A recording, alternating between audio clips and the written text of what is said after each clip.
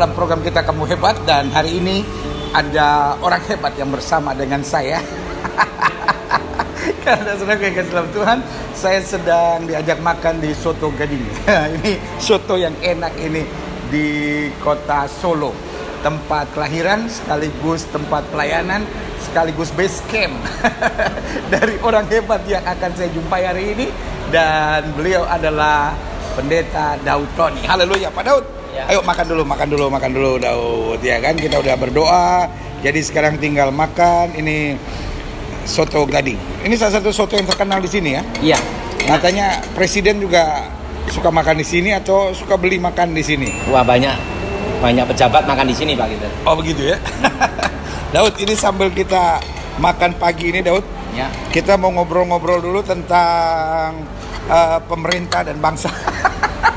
Saudara yang kasih dalam Tuhan, kalau bicara sama Pendeta Daud Tony, bukan bicara tentang bangsa negara, bukan bicara tentang pemerintah, bukan bicara tentang bagaimana soto ini dibuat, tetapi pasti bicara tentang roh-roh setan. Karena Pak Daud ini ahli demonologi, ya, ahli dunia persetanan.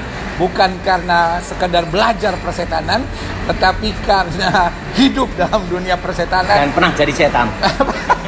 Pernah berkawan karib dengan setannya, iya kan? Nah, Pak Daud bagaimana? Solo bagaimana hari-hari ini? Semua baik, Pak Gilbert. Nah, ya semua baik. Tapi ini banyak sekali kasus okultisme. Ya. Jadi sekarang ini walaupun pandemi, setan jalan terus. Malah justru karena pandemi ini setannya tambah banyak. Banyak orang jadi kerasukan setan. Karena gini, Pak Gilbert. Karena gini, penampakan setan bisa terjadi. Itu mengambil energi negatif dari manusia. Ya.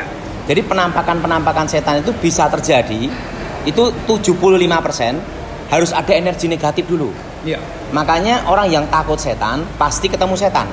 Iya, kenapa sekarang banyak sekali penampakan setan? Karena sekarang ini kan banyak orang terintimidasi, banyak orang ketakutan, banyak orang panik, dan banyak orang stres. Nah, dalam sisi alam roh itu adalah energi negatif. Makanya semakin banyak pandemi kan semakin banyak ketakutan, semakin banyak teror, semakin banyak intimidasi. Nah, semakin banyak intimidasi, semakin banyak orang stres. Nah, itu bisa diubah menjadi penampakan, diambil energi negatif, dirubah jadi penampakan setan.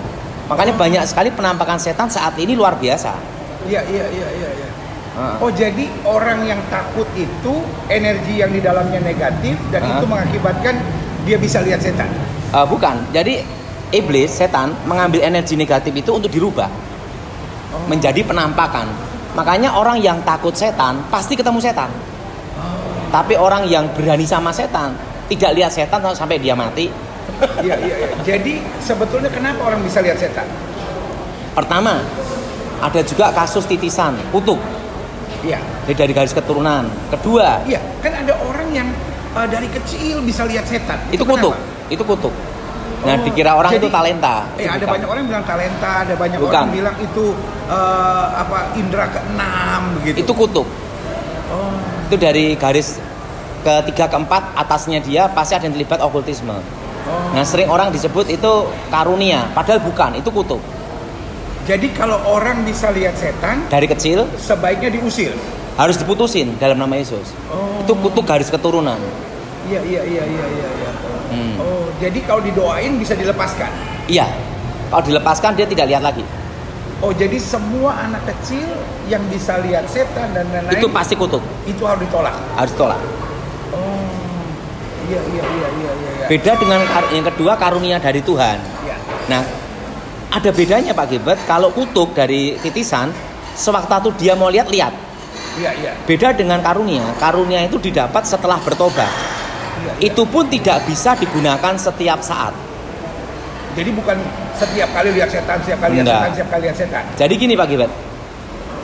Untuk melihat setan, tidak semua manusia atau binatang bisa melihat. Iya. Tapi untuk merasakan adanya setan, manusia dan binatang bisa merasakan. Harus ada perbedaan di sini. Iya. Misalnya, kalau ada setan lewat, itu anjing melonglong tengah malam. Oh iya, yang itu setan lewat. Ya. Tapi saya bukan anjing, Pak Gilbert. Ya. Oh, jadi ada dua. Yang pertama ada yang bisa melihat setan dari kecil. Iya. Dan itu titisan. Iya, kutub. Itu berarti di garis keturunannya ada yang Terlibat okultisme. Terlibat dengan roh kegelapan. Nah, atau yang kedua, karunia dari Tuhan. Yang dewasa baru bisa lihat setan. Ya. Hanya karena ketakutannya, kekhawatirannya itu. Iya. Oh. Ya, karena dari energi negatif. Jadi ada orang kan yang bilang, saya biasanya nggak pernah lihat setan, tapi hari-hari terakhir ini kok saya lihat setan di sini, lihat setan di sana gitu. Karena gini Pak Gilbert, semua penampakan setan itu harus ada energi negatif, namanya sugesti. Oh. Makanya rata-rata itu suatu penampakan itu terjadi karena ada mitos dulu, ada kepercayaan, ada sugesti dulu. Oh, di sini ada banyak setan. Iya. Oh, iya. Nah, karena ini pandemi kan banyak sekali intimidasi, orang stres, orang panik dan lainnya. Ya. Nah, kalau itu dari kan tadi Pak Daud bilang ada yang dari titisan, tapi ada juga yang dari karunia Tuhan. Nah, pertanyaannya ngapain Tuhan kasih karunia untuk lihat setan? Kan lihat musuhnya itu. Untuk membedakan roh. Oh. Nah, kan pada waktu pelayanan pelepasan sering kejadian setan itu ahli menyamar. Nah, untuk membedakan itu dari Tuhan atau dari setan, perlu karunia membedakan roh. Itu sebabnya nggak selalu bisa kelihatan. Iya. Setannya kan, kalau kita lihat kan orang-orang yang bisa lihat setan kan dia bukan tergantung dirinya kapan dia butuh kan. Iya. Tetapi justru tergantung setannya kapan dia mau munculkan kan. Iya. Nah. Jadi kalau karunia dari Tuhan itu tidak bisa digunakan sesukanya. Saat tertentu aja. Oh, karena itu dikendalikan oleh roh Tuhan. Iya. Nah, Daud, kan sekarang pertanyaannya gini. Setan kan ada di mana-mana. Setan kan di mana-mana. Banyak di mana-mana. Nah, tetapi kenyataannya orang yang bisa lihat setan itu kan nggak selamanya lihat setan kan. Jadi maksudnya kadang-kadang di sini, oh ini ada satu. Nah, tapi pertanyaannya kan setan harusnya ada di mana-mana kan. Jadi nggak mungkin cuma di satu ruangan. Iya, betul. Bagaimana menurut Pak Daud? Itu tergantung setannya mau menampakkan diri ke siapa. Sama orang tersebut terbuka indera keenamnya kapan. Nah, ini pengalaman saya Pak Gilbert ya. Saya kan pernah hidup di dua alam. Ya. Jadi pada waktu saya belum bertobat, saya itu hampir tidak bisa membedakan antara ini, kalau hidup di dua alam nih, kalau saudara sepupu kita bilang ini termasuk barang najis ini, barang haram nih. Kan kalau hidup di dua alam itu barang haram dong. Nah, gimana? Dan betul Alkitab kan bilang kita tidak bisa mengabdi kepada dua tuan. Nah, saya waktu belum bertobat hidup di dua alam. Nah, apa maksudnya? Jadi saya itu hidup di alam nyata tapi juga di alam gaib. Nah, sehingga waktu saya belum bertobat, hampir tidak bisa membedakan antara alam nyata dan alam gaib. Maksudnya gimana? Misalnya saya sama Pak Gilbert gini ya. Iya. Saya berdua ngobrol-ngobrol ini. Iya. Nah, saya ini bisa melihat roh-roh yang di dalam ini semua. Itu seperti kayak gini nih, alam kerajaan gitu. Dan itu saya ngelihat itu seperti 24 jam. Nah, untung saya tidak gila. Makanya orang yang belajar ilmu gaib kayak switch on, switch off. Iya. Oh, iya? Itu saya hidup seperti itu penyesuaian sampai kira-kira setahun 2 tahun. Hidup di dua alam. Baru setelah itu saya bisa membedakan antara alam nyata dan alam gaib. Oh, itu sebabnya waktu baru bertobat sempat gila setahun. Gini, waktu belum bertobat umur 9 tahun, saya itu kan diperanakan alam gaib. Dan pada waktu masuk alam gaib, saya tidak bisa membedakan antara alam gaib dan alam nyata. Itu selama setahun 2 tahun. Ya. Jadi kayak tabrakan gini nih, kan alam roh tidak dibatasi ruang dan waktu. Nah, itu membingungkan saya setahun 2 tahun. Film The Ghost. Kan kalau di dunia ada film The Ghost kan yang dia pikir dia ada di alam nyata padahal udah alam gaib. Tapi lebih ekstrim dari itu Pak Gilbert. Karena tidak hanya satu roh, banyak roh. Nah, itu tidak bisa bedain saya. Sampai setahun 2 tahun. Itu umur 9 tahun sampai 10 tahun. Nah, karena masih kecil waktu itu. Karena masa transisi itu masa yang bahaya kata guru saya. Kalau sampai tidak kuat gila. Karena tidak bisa bedain. Itu sebabnya banyak orang belajar ilmu kegelapan akhirnya jadi gila. Karena tidak bisa bedain antara alam nyata dan alam gaib. Iya. Nah, saya melewati fase itu lolos setahun 2 tahun. Iya. Nah, makanya waktu saya pernah sama Pak Gilbert dulu kan hilang ingatan 1 tahun. Makanya waktu baru bertobat pindah ke alam nyata bingung. Iya. Oh, gitu ya, gitu. Dan saya udah, jadi insting saya Bukan melihat Pak Gibran ya, bukan melihat. Insting saya adalah dua alam. Itu yang Pak Daud bilang, mungkin kita nggak bisa lihat, tapi kalau orang yang dibuat kepekaan oleh Tuhan Bisa akan merasakan. Nah, apa tujuannya kita merasakan itu? untuk menghadapi melawan. Itulah namanya doa peperangan. Kita ini hidup dalam peperangan gitu. Iya. Dan itu yang membuat kita ngerti bahwa wah ini saya harus tolak, saya harus patahkan karena kita rasa wah ini bukan dari Tuhan. Iya. Nah, kalau itu yang kita rasakan, apa yang harus kita buat? Usir dalam nama Yesus. Kita patahkan, hancurkan kekuatan setan. Setan itu tidak bisa mati Pak Gibran. Tapi bisa dihancurkan kekuatannya. Setan bisa bertambah nggak dong? Tidak. Jadi katanya orang mati bunuh diri jadi arwah penasaran. Itu setan menyamar. Tuyul pun setan menyamar. Jadi sebetulnya yang disebutkan gini, ada orang bilang, wah di sini ada penunggunya nih karena dulu ada nenek-nenek mati gantung diri. Setan menyamar. Kemudian dia bisa melihat setan apa tuh? Oh di sini ada perempuan baju merah, ada ibu-ibu rambut panjang. Nah, itu apa? Itu setan menyamar. Perlu Pak Gilbert tahu bahwa jumlah malaikat itu kan berlaksa-laksa, beribu-ribu laksa, berpuluh-ribu laksa, berlaksa-laksa. Artinya itu kan suatu jumlah yang luar biasa banyaknya. Iya. Kalau jumlah zaman dulu kan berlaksa. Iya. Kalau jumlah sekarang kan triliun. Iya. Kan kata-katanya itu kan bedanya itu. Kalau dulu kan laksa, sekarang triliun. Sekarang itu, laksa soalnya makanan. itu hanya penyebutan bagaimana suatu jumlah yang sangat banyak gitu loh. Iya.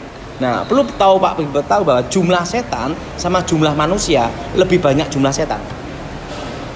Jumlah setan sama jumlah mantu. Dengar, saudara. Jumlah setan dengan jumlah manusia lebih banyak jumlah setan. Nah, tapi kalau jumlah setan sama jumlah malaikat, banyak malaikat. nah itu sukacita kita itu karena jumlah malaikat lebih banyak. Kan? Makanya untuk anak kecil misalnya kan Alkitab bilang kan ada malaikat di sorga yang memandang Bapa, ada malaikat yang memandang Bapa di sorga untuk menjaga anak itu. Luar biasa dan luar biasa. Jadi sekali lagi bahwa jumlah setan tidak pernah bertambah. Tidak bertambah. Dan juga tidak pernah bisa berkurang. Tidak bisa berkurang. Nah, lalu kalau misalnya di satu rumah, kan sering sekali kan orang bilang, wah di sini ada orang putus cinta, lalu kemudian gantung diri, lalu kemudian saya suka lihat dan baju kesukaannya baju hijau, dia suka lewat pakai baju hijau. Pertama ada mitos, kedua ada kepercayaan. Oh, mitos yang akhirnya masuk jadi alam bawah sadar, jadi energi negatif itu. Ketiga ada namanya kutukan. Karena di mana tempat orang dibunuh atau bunuh diri, darahnya menuntut. Jadi itu pasti bukan dia. Pasti bukan dia. Nah, darahnya menuntut maksudnya gimana? Darah itu kan dicantang nyawa. Iya. Nah, kalau kita perhatikan waktu Habil dibunuh, kan darahnya menuntut. Iya. Nah, setan suka ada di tempat darah-darah menuntut seperti itu. Tapi itu bukan dia sebetulnya. Bukan dia. Nah, orang yang matinya bunuh diri, kemana dia kira-kira? Kalau dia bunuh diri langsung ke dunia orang mati untuk menunggu hari penghakiman. Oh, jadi nggak mungkin dia jadi arwah gentayangan? Tidak mungkin. Jadi nini pelet juga tidak mungkin. Nini setan atau roh jahat tidak mungkin. Terus apa? Suster ngesot? Suster ngesot tidak mungkin. Nah, Daud, jadi kalau yang namanya arwah penasaran itu sebetulnya apa?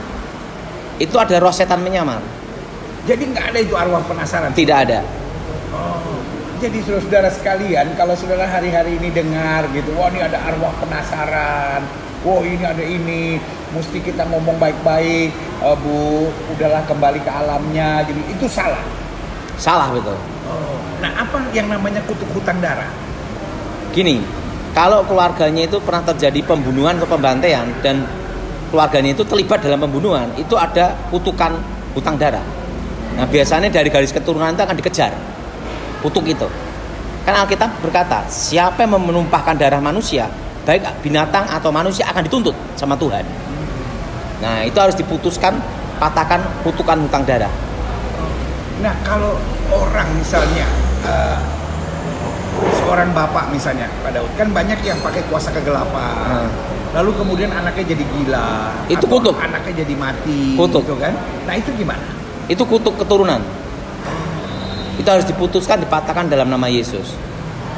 Nah kalau di satu kota atau satu negeri mungkin nggak adanya kutuk-kutukan darah? Karena saya pelajari di satu negeri, di satu kota, sering kali kejadian misalnya di kota itu pasti ada kerusuhan yang mengakibatkan penumpahan darah. Pasti.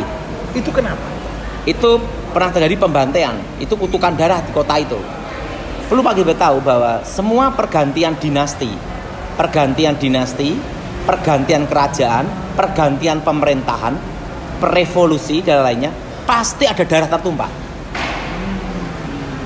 Dan itu membuat suatu negara atau kerajaan atau pemerintahan ada kutukan di situ.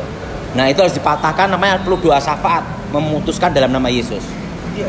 Karena kan gini Daud, ada banyak orang yang bilang bahwa jika satu kuasa kegelapan memerintah, ya kan? Dan itu kan ada banyak orang yang bilang gini, setan tuh minumnya minum darah, ya kan? Nah, sehingga kejadian seringkali dalam satu rumah tangga, kok bisa ada yang setiap keturunan pasti ada salah satu yang dibunuh. Pasti ada salah satu yang dibunuh. Itu atau kutuk. Mati kecelakaan, atau Ada. dibunuh, atau Iya. dirampok yang sampai berdarah-berdarah gitu. Jadi artinya darah tertumpah. Ah. Nah, saya pelajari bukan hanya di keluarga misalnya, tetapi dalam pelayanan tertentu gitu. Ada yang setiap pelayanan itu kok ada yang matinya dibunuh gitu. Tapi lebih besar lagi, kemudian terjadi di satu kota atau di satu negeri, ada saja selalu pemimpin-pemimpin yang masyarakatnya banyak gitu tiba-tiba mati karena banjir. Banjir sih normal Yeah. gitu. Tapi ini banjir yang mengakibatkan 17 orang mati. Yeah. Lalu ada kebakaran yang mengakibatkan 8 orang mati gitu. Nah, kenapa itu bisa terjadi? Itu kutuk. Dan itulah perlunya doa pematahan kutuk. Makanya gereja itu harus bersatu untuk pematahan kutuk keturunan, kutuk utang darah. Oh, itu dua hal yang penting, kutuk keturunan sama kutuk utang darah. Nah, karena gini, Indonesia pernah dijajah Belanda. Dan itu pasti terjadi pertumpahan darah, perang. Ya. Kedua, G30 SPKI. Iya, kayak setiap fase selalu ada di bangsa ini kan. Daud? Iya, itu namanya ada kutuk darah itu. Dan itu harus dipatahkan dalam nama Yesus. Iya. Kalau kutuk darah itu sebenarnya paling banyak di Pulau Jawa. Makanya semua pergolaan seluruh Indonesia itu hanya ada di 2 tempat, Pak Gilbert. Puter-puternya ada di 2 tempat. Pertama Jakarta, dan barometernya adalah kota Solo. Iya. Nah, menurut Pak Daud, di bangsa ini ada banyak nggak pemimpin yang percaya dukun-dukun, kuasa kegelapan? Banyak. Apa akibatnya? Nah, disitulah Indonesia ini kan harusnya negara kaya raya, karena semua ada. Ya. Nah, karena banyak orang-orang pejabatnya, pemerintahan, ya ada yang terlibat okultisme, ya makanya Indonesia jadi negara yang hutangnya banyak, Pak Gilbert. Jadi ini banyak korupsi. Ini pembicaraan sederhana, bukan pembicaraan politik, saudara. Tetapi dari pembicaraan sederhana ini sudah saatnya kita belajar bahwa hati-hati dengan kuasa-kuasa kegelapan. Terlalu banyak orang yang menyebut dirinya pemimpin, terlalu banyak orang yang menyebut dirinya pejabat, terlalu banyak orang yang menyebut dirinya mungkin jenderal polisi, jenderal tentara, tapi yang percaya kuasa-kuasa kegelapan, percaya dukun-dukun. Ini saatnya untuk berhenti percaya dengan dukun-dukun dan kuasa-kuasa kegelapan, karena dukun-dukun dan kuasa kegelapan bukan hanya urusan pribadi, tetapi juga mendatangkan kutuk. Dan kutuk yang bukan hanya datang buat keluarga, tetapi bisa untuk satu kota, satu bangsa, satu negeri. Karena pada dasarnya iblis itu mau mengikat, iblis itu mau membelenggu, iblis itu mau menghancurkan. Jadi mulai dengan hal sederhana, misalnya kasih penampakan, ya kan? Dan penampakan ini kemudian akhirnya membuat orang mulai takut, mulai gelisah gitu. Jadi iblis mulainya kerjanya dengan ketakutan dulu, selesai ketakutan akhirnya dengan belenggu. Akhirnya kalau takut, orang bilang, oh di situ ada orang pintar tuh gitu ya kan. Oh di situ ada orang yang bisa tuh. Oh di situ ada orang yang begini tuh. Dan akhirnya yang terjadi adalah kekacauan. Dan kenapa? Karena orangnya terbelenggu, terikat. Tetapi saudara yang kasih dalam Tuhan, hari ini kita belajar sesuatu yang baik, bahwa Yesus bisa melepaskan kita dari segala kutuk. Nah, Pak Daud, bagaimana cara terlepas dari kutuk-kutuk yang ada? Yesus pada waktu mati di salib, kan dia berkata sudah selesai. Nah, artinya kalau kita percaya Yesus, bertobat, lahir baru, selesai udah. Yang jadi pertanyaan, sudahkah kita lahir baru? Itu pertanyaannya sebenarnya. Nah, sekarang kalau untuk kita doakan satu kota misalnya, kita doakan orang lain misalnya, atau kita doakan satu negeri, apa yang harus kita buat? patahkan kutuk utang darah dan patahkan kutuk alam kubur. Apa lagi itu kutuk alam kubur? Karena ini berhubungan dengan pemanggilan arwah. Negara ini banyak sekali kasus yang berhubungan dengan pemanggilan arwah. Manggil roh Gajah Mada lah, roh raja apalah, roh macam-macam. Tapi bisa nggak panggil roh? Itu roh setan menyamar semua Pak Gilbert. Jadi baik yang roh penasaran, arwah penasaran, roh raja, pemanggilan roh itu setan menyamar. Apa yang terjadi dengan praktek pemanggilan arwah? Itu nanti kebanyakan kena kutuk kecelakaan dan kutuk kemiskinan dan sakit penyakit, malah petaka banyak terjadi. Ya, makanya kita perhatikan negara kita ini kan banyak sekali masalah. Iya, iya. Karena banyak kasus-kasus pemanggilan arwah, namanya disebut kutuk alam kubur. Apa pengalaman Pak Daud tentang pemanggilan arwah ini? Di Indonesia cukup banyak? Banyak ya. Karena kalau saya itu diperkenalkan hidup saya dalam pemanggilan arwah itu sejak usia 9 tahun. Oh. Dari usia 9 tahun udah manggil-manggil arwah? Iya. Nah, saya betul-betul merasakan jadi manusia biasa Pak Gilbert itu setelah bertobat. Bisa merasakan masuk angin, bisa merasakan capek, bisa merasakan stres. Tapi saya lebih enak merasakan jadi manusia biasa. Nah, karena dulu sebelum saya bertobat Pak Gilbert, walaupun saya ini kebal segala senjata, terusan, jadi hidup ini seperti kayak hampa, jadi hambar gitu loh. Perlu Pak Gilbert tahu bahwa orang stres itu juga ada nikmatnya juga. Kalau kita ini hidupnya monoton terus juga bosan juga. Iya, betul. Ada waktunya lah kita makan tidur lama-lama mati juga ya. Jadi waktu saya belum bertobat itu saya tidak bisa merasakan namanya itu stres. Tidak bisa merasakan senang. Jadi hampir kayak orang mati aja udah. Datar aja gitu. Datar aja. Hidup tapi mati tapi hidup. Iya.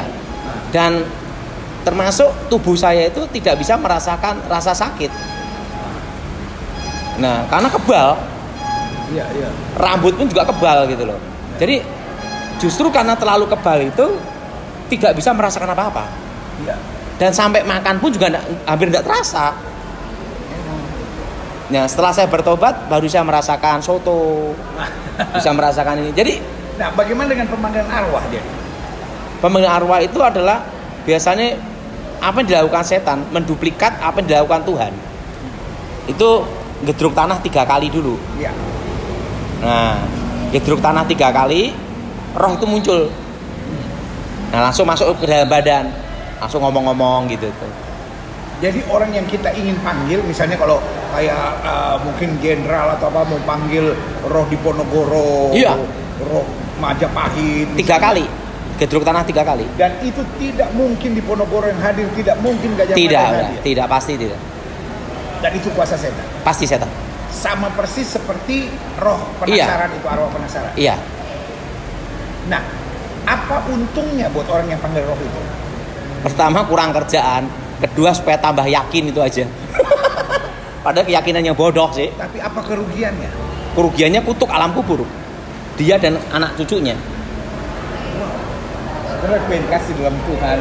Hari ini kita belajar sesuatu ya mungkin kadang-kala di luar nalar. Dan saya ngerti kalau saya ngomong begini sebentar lagi akan ada banyak serangan, ada banyak kritik, ada banyak orang, wah itu sesat itu pendeta Daud Tony sama pendeta Gilbert, apa itu?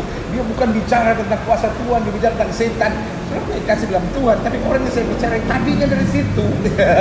Jadi kalau kita mau tahu tentang Finlandia, paling enak ngajak ngobrol orang Finlandia. Orang Inggris nggak ngerti apa-apa ya kan? Orang Inggris yang belajar tentang Finlandia, oh itu nggak betul. Tetapi orang Finlandianya ngerti. Nah hari ini juga sama ya kan, saya mengajak bicara orang dari dunia itu, jadi ngerti apa itu arwah penasaran ya kan, bahwa itu bukan arwahnya tetapi roh setan yang menyamar. Lalu kemudian penampakannya ya kan, iblis cuma mau kasih tunjuk jago gitu, orang Manado bilang mau kasih tunjuk jago ya kan. Tetapi juga diajarkan kita ada kutub dunia kubur ya kan, yaitu pemanggilan arwah, dan ada kutub hutang darah. kalau ada kejahatan-kejahatan yang mengakibatkan kita mendapatkan power, tapi kemudian mengakibatkan orang lain mati, itu akan mengakibatkan kutuk hutang darah. Dan hari ini dijelaskan bahwa kita bukan hanya meninggikan kutuk dan setannya, tapi kita akan meninggikan satu nama dari segala nama, Yesus Kristus Tuhan. Yang pertama yang dapat memberi hikmat untuk kita mengerti, oh ini permainan setan. Yang kedua, memberi kekuatan buat kita untuk menghadapinya. Dan yang ketiga, memberi keberanian buat kita untuk mematahkan kutuknya. Dan yang keempat, untuk memberi kemenangan yang gilang gemilang. Nah, Pak Daud, setelah kita mengerti tentang permainan setan, nah apa yang Pak Daud alami untuk pelayanan pengusiran setan, pelayanan pemutusan kutuk, apa? Coba kasih kesaksian. Wah, banyak sekali pengalaman Pak Gilbert ya. Saya itu hampir seumur hidup saya itu adalah peperangan. Pertempuran.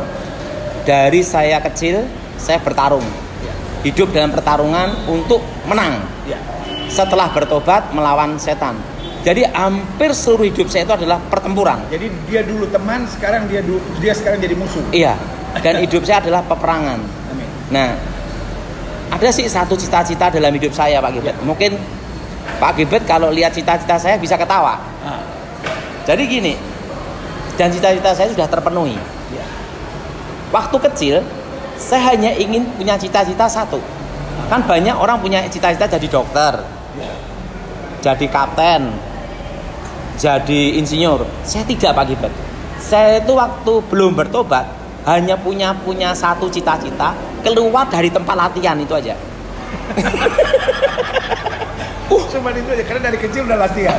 Wah, bayangin Pak Gilbert. Karena kan orang Papua ditanya, anak kecil Papua ini kan, adik kau besar mau jadi apa? Dia pikir-pikir mau jadi apa ya? Tiba-tiba bilang mau jadi Tuhan Yesus. Jadi gini, saya setiap hari latihan bela diri 6 jam. Dari umur 9 tahun? Iya. Setelah itu kedua baca mantra. Setelah itu tidak boleh tidur di bawah jam 12 malam. Harus di atas jam 12 malam.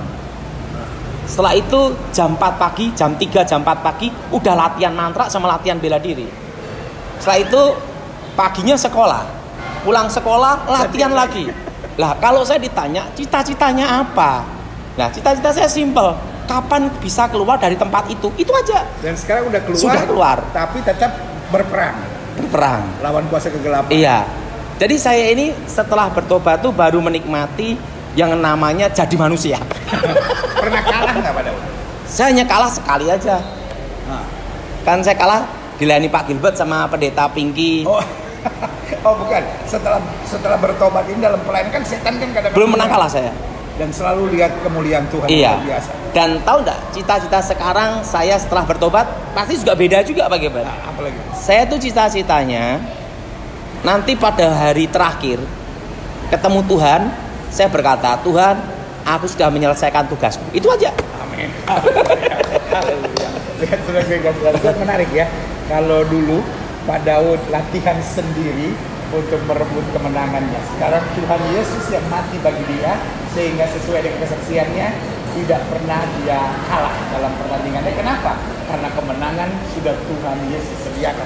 Bagi dalam pertempuran, dalam peperangan melawan setan, saya itu sudah menghadapi berbagai negara. Pertama, menghadapi dari Thailand sudah.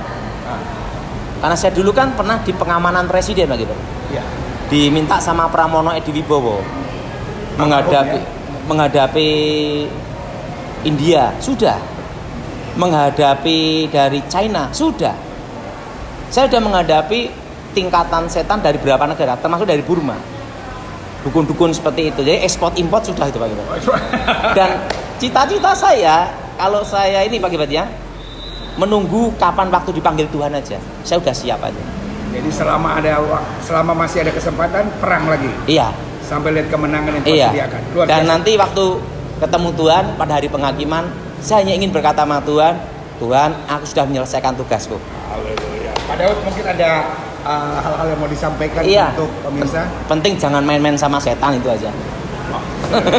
Biar Tuhan kasih Tuhan kita belajar sesuatu yang sederhana yang penting jangan main-main sama setan, karena iblis itu mencuri, yang mencuri, membunuh dan membinasakan. Awalnya kelihatannya mau tolong kita, awalnya kelihatannya mau bikin kita bahagia, awalnya mau buat kita kelihatan sukses, awalnya mau buat kita kelihatan punya pangkat yang baik, tapi kemudian menghancurkan. Hati-hati dengan kutuk alam kubur, hati-hati kutuk hutan darah, dan hati-hati dengan penampakan iblis, karena itu tujuannya hanya untuk menyerap energi negatif kita, mengikat, membelenggu kita, dan akhirnya menghancurkan kita. Begitu Pak Daud? Iya, dan Pak Gilbert gini ya, setelah saya renungkan ya, setelah saya bertobat melayani ya, sebenarnya kita nih hidup simpel aja. Kita ini punya istri baik, anak baik, itu lebih baik daripada kita itu dari yang lain harta. Udah itu aja. Dan untuk mempunyai istri yang baik, kita harus jadi suami yang baik kan.